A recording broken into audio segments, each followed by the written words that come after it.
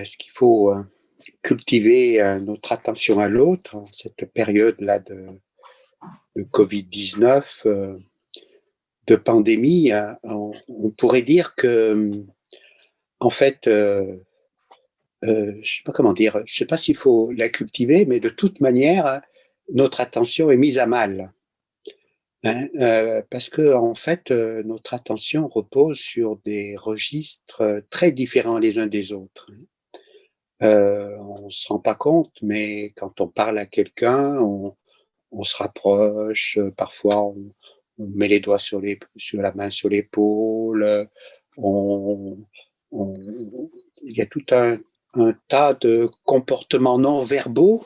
qui nous accompagnent dans toutes nos relations, les relations, sociales bien sûr, les relations professionnelles, amicales, les relations dans notre sphère privée, intime, et cetera. Et du fait de cette pandémie, ça ça bouleverse tout quoi en fait, hein. Du coup, on peut voir surgir des peurs complètement irrationnelles, hein, la contagion quand même, c'est ce qu'il y a de perte de limite de soi, de l'autre, avec des risques, c'est pas un simple rhume, comme on pouvait le dire au tout début, hein, avec des risques, létals. Donc, c'est quand même, un bouleversement, extrêmement important et il est d'autant plus important que, qu'il peut pas se comment dire? Localiser, à un moment donné, puis on arrête tout, puis c'est terminé. Heu, Au début, on se disait, «Bon, allez, un bon mois de confinement, puis ça sera terminé». On s'aperçoit que cette question-là, elle continue et d'une certaine manière, tout ce qui était un peu automatique chez nous, hein, de comportements non verbaux, pardon, eh bien, on est d'une certaine manière obligé d'y penser et c'est en ce sens-là que qu'on cultive alors mais c'est pas une culture comme on aimerait, faire pousser nos fleurs ou nos salades dans le jardin quoi, hein. C'est au contraire, quelque chose, où il faut se contraindre à plus arroser, à moins arroser,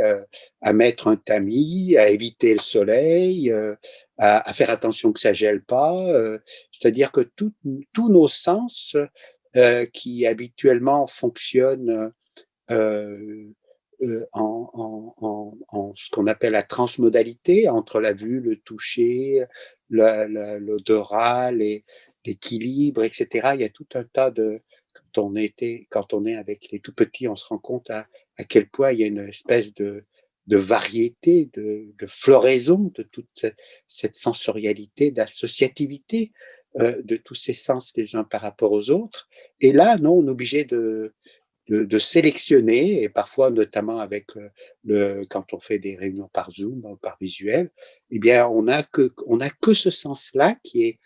hyper activé et mais il doit, puisque ce sens-là, il n'existe jamais tout seul dans la vie de tous les jours.